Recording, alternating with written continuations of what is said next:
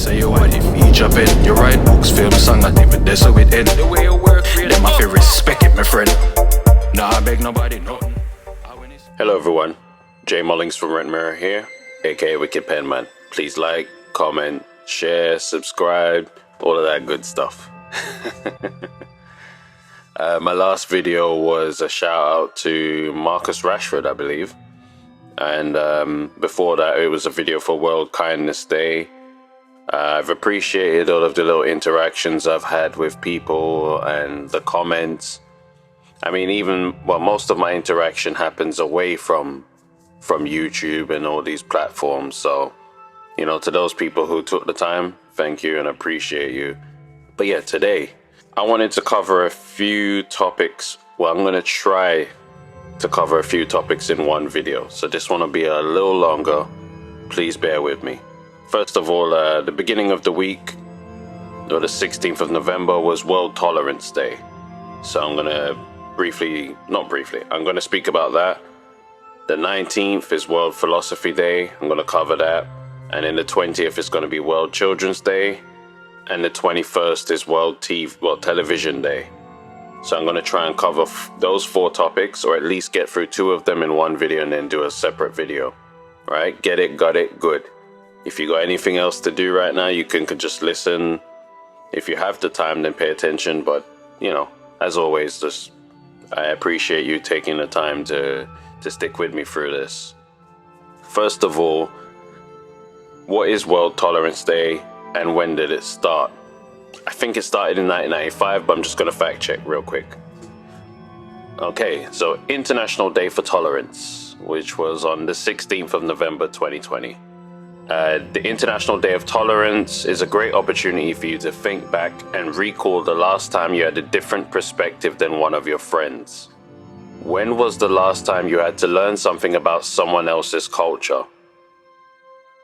Look and learn the date that celebrates open-mindedness and listening.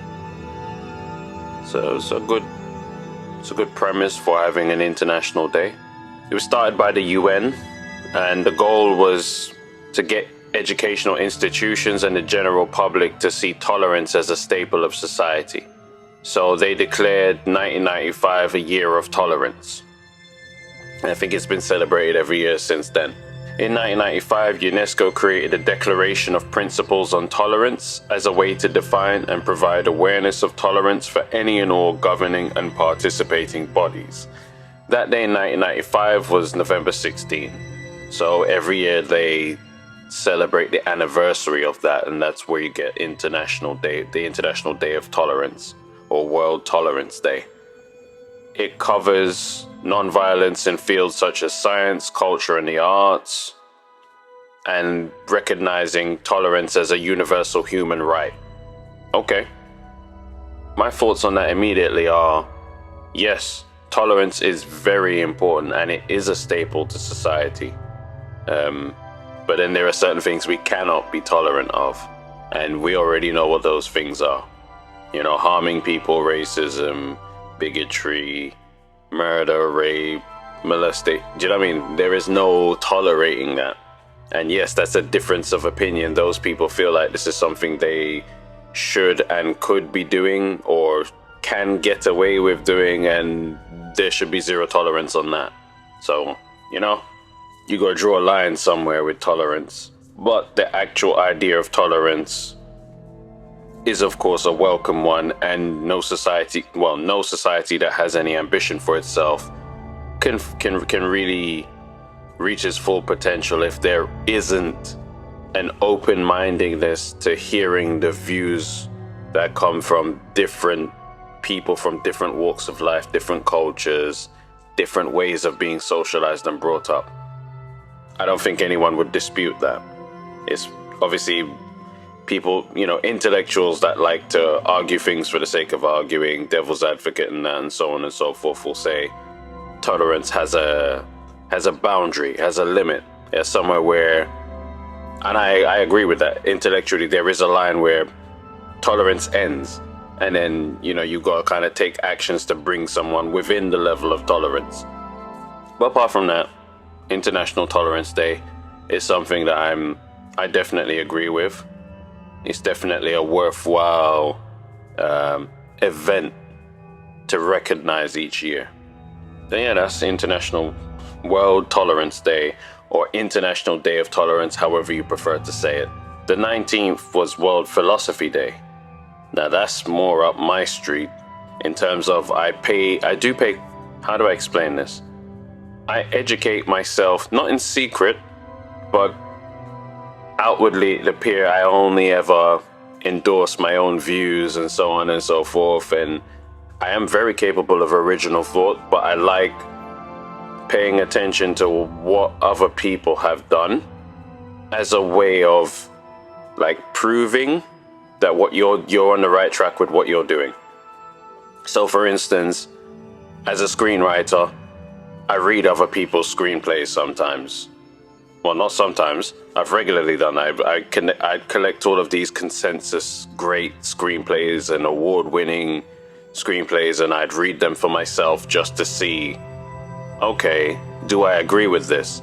And it's on a pure level. It's not, oh yeah, I just think I'm better than this and I'm the greatest writer who has ever lived. No, I just wanted to see if it really is as good as everyone says. So philosophy, to try and connect these 2 points, philosophy on the other hand it's really a way of living. That's my way of looking at philosophy. It probably has a more sophisticated definition. In fact, let me pull up the definition. 1 second. It says if my computer was listening, how did it know to just, I didn't even finish typing it and it came up. All right. Let's have a look. Philosophy is the use of reason in understanding such things as the nature of the real world and existence, the use and limits of knowledge, and the principles of moral judgment. Or it also has a particular system of beliefs, values, and principles. Yeah, I agree with that. The way that someone thinks about life and deals with it. Like I said, it's a way of living. That's what I kind of, yeah. I'm always economic with my words. At least I try to be. So nice to know that was actually accurate. Right. So I've read a great many, the work of many philosophers over my time. And just to give you an example, I thought, why not? Let me grab some of the books from my collection, and I'm going to read you a few passages. I know I always read you stuff from my books, but just to show you that I don't just listen to my own philosophy, I try and pay attention to others and use it as a way of refining my own. What have I got for you first? This is Paulo Coelho, Manual of the Warrior of Light. Paulo Coelho, many people will know for The Alchemist. And this is page 53. But also, what I like about this book is it's sort of written in a style similar to the Thought book, actually. He's got like the passage that he wants you to pay special attention to on the left, and then the kind of fleshed out explanation on the right. Actually, these are very similar. I never really noticed that before. Right. The philosopher Lao Tzu says the journey of the warrior of light, or says of the journey of the warrior of light. The way involves respect for all small and subtle things. Learn to recognize the right moment to adapt the necessary attitudes. Even if you've already fired a bow several times, continue to pay attention to how you position the arrow and how you flex the string. That's a major key right there. When a beginner knows what he needs, he proves more intelligent than an absent-minded sage. You see that? Self-reflection is important. Accumulating love brings luck. Accumulating hatred brings calamity. Anyone who fails to recognize problems leaves the door open for tragedies to rush in. The battle is not the same as the quarrel. Yeah, he's speaking major facts out here. And that's page 53 of The Warrior of Light, Paulo Coelho. I recommend checking that out. It's, and obviously the Alchemist, everyone knows about the Alchemist, but yeah. I really did enjoy this book, because it was different and it was what I needed at the time. I read this a great many years ago. Let me find something else for you. I'm gonna pull out something that many people might not have heard of. Watch this one. What we got here? This is by Al-Ghazali, and it's on disciplining the soul. This is written in a very, because it's a translation, it's not, I might have to just put up a picture of the cover for this one. So for now, I'm going to say it's called Disciplining the Soul, Breaking the Two Desires. That's what's on the spine, but on the cover, it's a whole lot of different stuff. So I think it's a translation issue. And I think Al-Ghazali is the author, I'm not certain. Anyway, let me get to the point. Right, page 39. An exposition detailing the method used in refining the character. Alright, I'm going to try and read this as clearly as I can. You have learned from the foregoing that an equilibrium of the traits of character causes the soul to be healthy, while any deviation from this equilibrium constitutes a sickness and a disorder within it. Just as an equilibrium of the humors of the body leads to its health, and an imbalance entails its sickness. Let's therefore take the human body as our metaphor and proceed with our discourse as follows. The soul, in being divested of ugly traits and qualities and given virtuous and beautiful ones, is like a body, which may be cured through the removal of diseases and the restoration of health. Just as the basic constitution is usually in equilibrium, which a transforming disorder afflicts through the effects of food, air, and other circumstances, so also every child is born in equilibrium and within a sound innate disposition. It is only his parents who make of him a Jew, a Christian, or a Zoroastrian. It is through familiarity and education that ugly customs are acquired.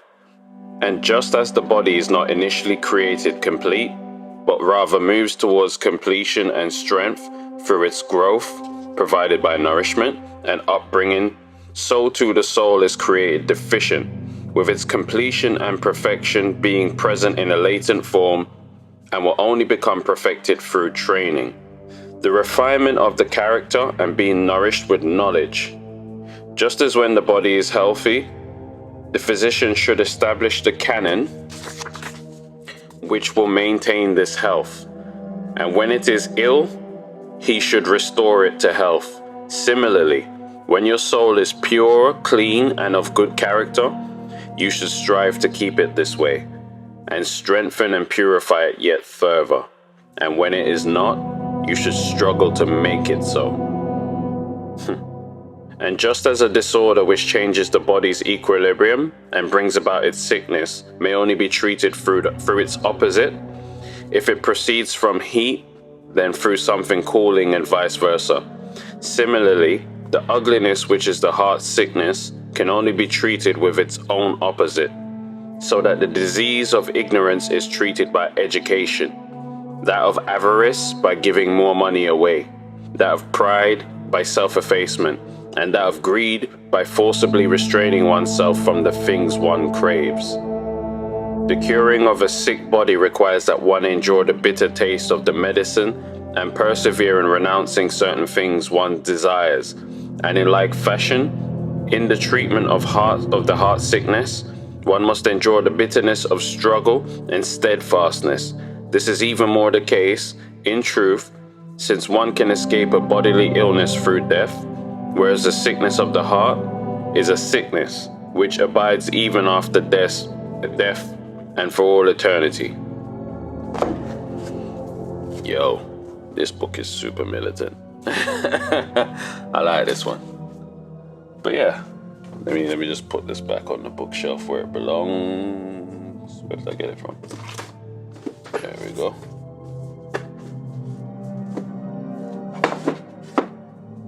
Yeah, the point I'm making with philosophy is, well, tolerance and philosophy going hand in hand really, is that you need a certain open-mindedness to entertain these philosophies, but then it also serves as a way of creating, formulating, and improving your own philosophy on life, because philosophy at the end of the day is just a framework from which to live, right? This video is going to end up being quite long, so I think I won't get into Children's and World TV Day. I'll do those together. Those two topics might actually blend quite well together, actually. So, but yeah, World Tolerance Day, World Philosophy Day, open-mindedness, and a way of living. Those are the main things I'd like you to take away. If you take away anything from this video, it's the ability to listen with an open mind and the ability to formulate, a righteous way of living. That's really it. That's all philosophy is. That's all tolerance is about. Open-mindedness and hearing, and a framework for how you live your life in the case of philosophy. That's it. I wrote the Thought Book and the Thought Book 2. I didn't write it to be especially philosophical. What I did instead was try to boil it down into saying mantras and just information that you can process quickly. Like, give yourself simple messages. So like I said, if you take the entirety of this video and all you heard was open-mindedness, effective listening, righteous way of living, I've done my job. That's kind of that's the spirit of what went into the Thought Book 1 and the Thought Book 2. But anyway, again, if you haven't already, please like, comment, subscribe, share this with your friends, your family, your loved ones, so on and so forth. Check out all the other videos on the channel.